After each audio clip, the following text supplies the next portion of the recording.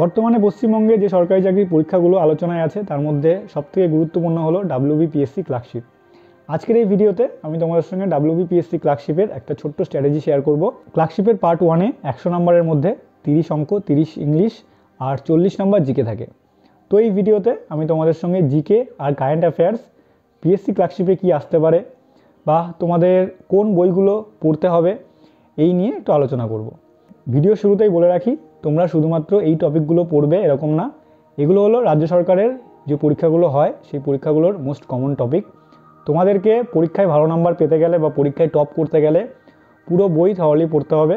শুধুমাত্র একটা বই না বা একটা দুটো টপিক না, অনেক জায়গা থেকে প্রশ্ন আসে। তো তোমরা যারা একটু সিরিয়াসলি প্রিপেয়ার হবে তারা এই টপিকগুলো তো পড়বেই, এছাড়াও আরও পড়াশোনা একটু গুছিয়ে করো এই রিলেটেড বা কোনো সাবজেক্ট। ক্লার্কশিপের জিকের মধ্যে ইতিহাসের ওয়েটেজটা খুব বেশি থাকে, তাই ইতিহাস কেউ যদি খুব ভালো করে পড়ে তাহলে তারা ক্লার্কশিপে টপ স্কোর করতে পারে। ইতিহাসের কোন কোন টপিকগুলো থেকে ইউজুয়ালি প্রশ্ন আসে? প্রথমে সিন্ধু সভ্যতার যে গুরুত্বপূর্ণ স্থান আছে, যেমন হরপ্পা, মহেঞ্জোদারো, রাখিগিরি, এই স্থানগুলো বর্তমানে কোথায় অবস্থিত, মানে কোন রাজ্যে অবস্থিত। এই স্থানগুলোর যে গুরুত্বপূর্ণ নিদর্শন, যেমন হরপ্পা সভ্যতায় কি পাওয়া গেছিলো, গ্রেট গ্যানারি পাওয়া গেছিলো বা গ্রেট বাথ কোথায় পাওয়া গেছিলো, ঘোড়ার অবশেষ কোথায় পাওয়া গেছিলো, এই টাইপের অনেক প্রশ্ন আছে। গৌতম বুদ্ধের কবে জন্ম হয়েছিল, কোথায় জন্ম হয়েছিল, কবে মৃত্যু হয়েছিল, কোথায় মৃত্যু হয়েছিল, কোন স্থানে উনি ধ্যান করেছিলেন। তারপর যে বৌদ্ধ সম্মেলনগুলো হয়েছিল, যেটাকে শর্টকাটে আমরা মনে রাখি রামবনে পাটা কাটে বলে। বিদেশি পরিব্রাজক যেমন মেগাস্তিনিস, ফাইয়েন, হিউয়েনসাং, এদের যে আসার সময়কাল, এরা কখন ভারতে এসেছিল বা কার আমলে এসেছিল। ইতিহাসের কিছু গুরুত্বপূর্ণ যুদ্ধ সন্ধি, যেমন বক্সারের যুদ্ধ, পলাশির যুদ্ধ, টিপু সুলতান যুদ্ধ করেছিল, কিছু সন্ধি করেছিল, এইসব যুদ্ধ সন্ধি এগুলো সব তোমরা পড়বে। তারপর ইউরোপের দেশগুলো ভারতে যে কলোনি বানিয়েছিল সেই সব কলোনির স্থান। আমাদের ওয়েস্ট বেঙ্গলেও অনেক দেশের কলোনি ছিল। ফ্রান্সের কলোনি কোথায় ছিল, ডাচদের কলোনি কোথায় ছিল, ফার্স্ট কারখানা কোথায় হয়েছিল, এরকম অনেক দেশ আমাদের ভারতে এসেছিল। আর আমাদের রাজ্যে হুগলি নদীর তীরে অনেক জায়গায় তাদের কলোনি বা কারখানা বানিয়েছিল। খুব খুব গুরুত্বপূর্ণ একটা টপিক মহাত্মা গান্ধী রিলেটেড। মহাত্মা গান্ধী কবে ভারতে এসেছিল, যে যে আন্দোলন পরপর করেছিল সে আন্দোলনের সাল, পত্রিকাগুলো লঞ্চ করেছিল, যে বইগুলো লিখেছিল সেগুলো সম্পর্কে পড়ো। সেম নেতাজি সম্পর্কে যেগুলো আছে ইম্পর্টেন্ট পরীক্ষার জন্য সেগুলো পড়ো। তারপর ইংরেজ আগমন থেকে, ভারতে যবে থেকে ইংরেজ আসে তবে থেকে স্বাধীনতা পর্যন্ত ইংরেজদের যে লর্ড, ভাইসরয়, গভর্নর জেনারেল যে পলিসি বানিয়েছিল, যেমন সত্য বিলোপ নীতি কার আমলে হয়েছিল, অধীনতামূলক মিত্রতা নীতি কার আমলে হয়েছিল।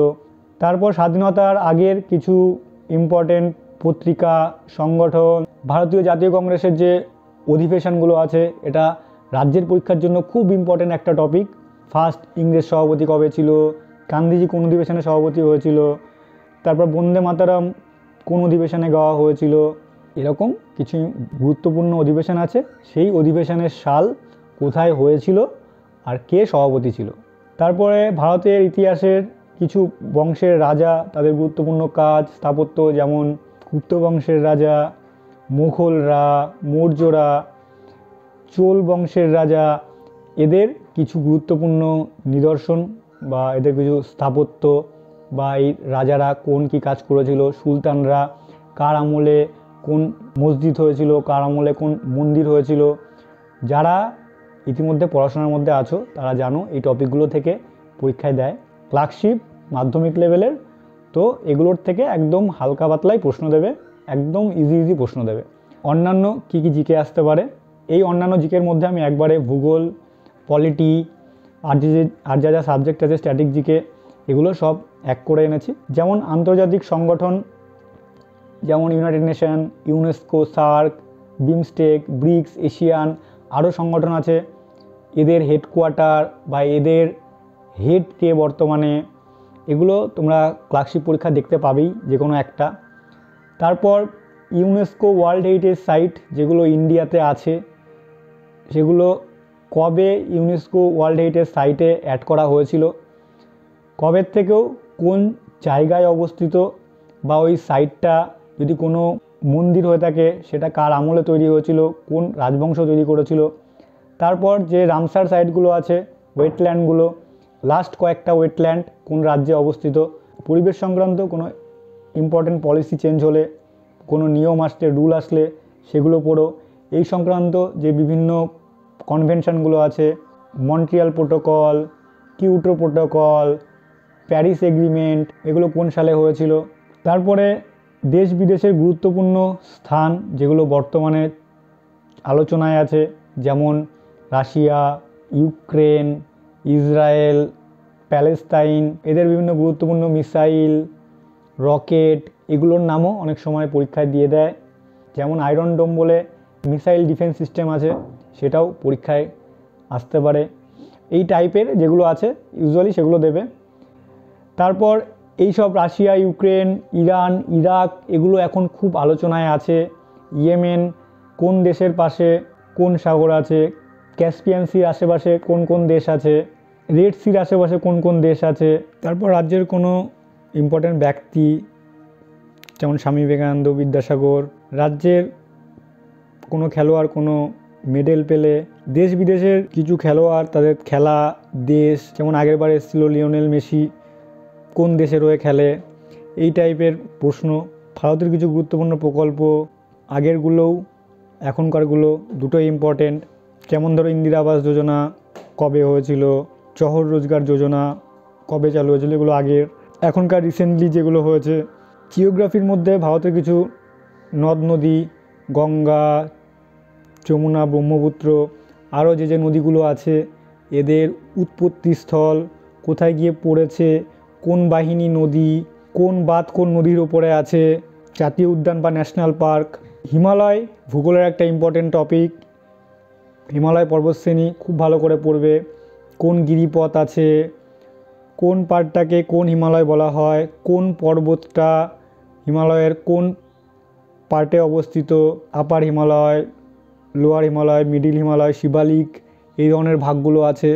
কাশ্মীর ভ্যালি কোন হিমালয়ের পার্ট, এরকম অনেক প্রশ্ন আসে। কারোখাসি জয়ন্তিয়া কোন হিমালয়ের পার্ট, কোন নদীর তীরে কোন শহর আছে, যেমন হায়দ্রাবাদ কোন নদীর তীরে, কলকাতা কোন নদীর তীরে, এই টাইপের প্রশ্ন তোমরা পড়েছো। লোহিত সাগর কোন দেশের পাশে, ভূমধ্যসাগর কোন দেশের পাশে। ইন্ডিয়ান পলিটি একটা ইম্পর্টেন্ট টপিক, তোমরা এখান থেকে একটা প্রশ্ন দেখতেই পারবে।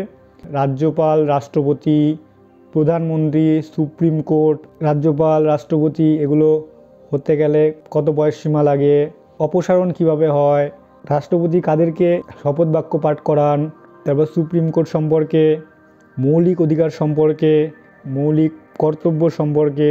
এছাড়াও কিছু ইম্পর্টেন্ট আর্টিকেল আছে, যেমন মানি বিল, ফাইন্যান্স কমিশন, পঞ্চায়েত, মিউনিসিপ্যালিটি, এইসব টপিকগুলো থেকে ইজি প্রশ্নগুলো তোমরা পড়ে তারপর যেও।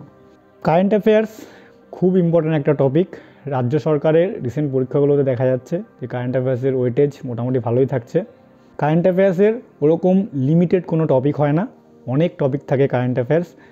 তো কয়েকটা ইম্পর্টেন্ট টপিক এর থেকেও পড়াশোনা করলে ইজিলি কমন পাওয়া যায়। যেমন কিছু ইম্পর্টেন্ট স্পোর্টস যেগুলো হয়, যেমন Olympic, FIFA, men's cricket world cup, women's cricket world cup, এগুলো কোন জায়গাগুলোতে হবে বা লাস্ট কয়েক বছরের খেলাগুলো কোন জায়গাগুলোতে হয়েছে, কোন দেশ উইনার ছিল। তারপর বিভিন্ন গুরুত্বপূর্ণ অ্যাওয়ার্ড যেগুলো হয়, সাহিত্য একাডেমি, পদ্ম পুরস্কার, সরস্বতী সম্মান, নোবেল প্রাইজ, অ্যাবেল প্রাইজ। এছাড়াও কারেন্ট অ্যাফেয়ার্স অনেক আছে, সেগুলো আমি তোমাদের সঙ্গে আস্তে আস্তে পরে শেয়ার করব। এগুলো ছিল পিএসসি ক্লার্কশিপের মোটামুটি ইম্পর্টেন্ট টপিক। আমি বারবার বলছি শুধুমাত্র এই টপিকগুলো থেকেই প্রশ্ন আসবে এরকম না, এই টপিকগুলো থেকে সরকারি চাকরির পরীক্ষায় প্রশ্নের ওয়েটেজটা একটু বেশি থাকে, সেই জন্য এই টপিকগুলো তোমার সঙ্গে শেয়ার করা। কেউ 100% নাম্বার পেতে গেলে তাকে ডিফারেন্ট বই থেকে কন্টেন্ট জোগাড় করে তারপর পড়তে হবে। তোমরা পরীক্ষার আগের বারের প্রশ্ন অ্যানালাইসিস করো, অ্যানালাইসিস করলে দেখতে পারবে যে জিকের যে টপিকগুলো আমি তোমাদের সঙ্গে শেয়ার করেছি আগের বারের এক্সামে দুটো শিফটেই এই টপিকগুলো থেকে কমন প্রশ্ন এসেছিলো। এই টপিকগুলো শুধু ক্লার্কশিপে না, রাজ্যের যে পরীক্ষাগুলো হয়, রাজ্য বলো সেন্ট্রাল বলো, সেই পরীক্ষাগুলোয় এই সব টপিকের প্রশ্ন থাকেই। তো তোমরা স্মার্ট পড়াশোনা করতে গেলে প্রশ্ন অ্যানালাইসিস করো, টপিকগুলো বাছো, নোট করো। শুধু পিএসসি ক্লার্কশিপের প্রশ্ন না, আরও যে রাজ্য সরকারের পরীক্ষাগুলো হয় সেগুলোর প্রশ্ন তোমরা অ্যানালাইসিস করতে পারো। ওখান থেকে কোন টপিক থেকে প্রশ্ন দিচ্ছে আলাদা করে বেছে ওই টপিকগুলো নেটে সার্চ করতে পারো, বা বিভিন্ন স্ট্যান্ডার্ড কোনো বই থাকলে বই দেখে পড়তে পারো। পার্টিকুলার কোন বই পড়লে সুবিধা হয়, ডাব্লিউবিসিএসের নিতিন সিংহানিয়ার একটা বই আছে, ওই বইটা থেকে অনেক টপিক মোটামুটি কমন থাকে, তোমরা ওই বইটা ফলো করতে পারো। বারবার বলছি, ক্লার্কশিপ মাধ্যমিক লেভেলের পরীক্ষা বিশাল কঠিন প্রশ্ন থাকবে না, একদম ইজি প্রশ্ন থাকবে। তোমরা কোনো টপিকের সবথেকে সোজা যে প্রশ্নগুলো হয়, যেগুলো তোমার মাধ্যমিক পরীক্ষায় আসতো, সেই টাইপের প্রশ্ন পড়ে তারপর পরীক্ষা দিতে যাও। ইন ডেপথ প্রশ্ন তোমার ক্লার্কশিপে আসবে না। এরপরে আমি তোমাদের সঙ্গে ম্যাথ আর ইংলিশেরও স্ট্র্যাটেজি আলোচনা করব, আর চেষ্টা করব পিএসসি ক্লার্কশিপে তোমাদের কন্টেন্ট দিয়ে হেল্প করার।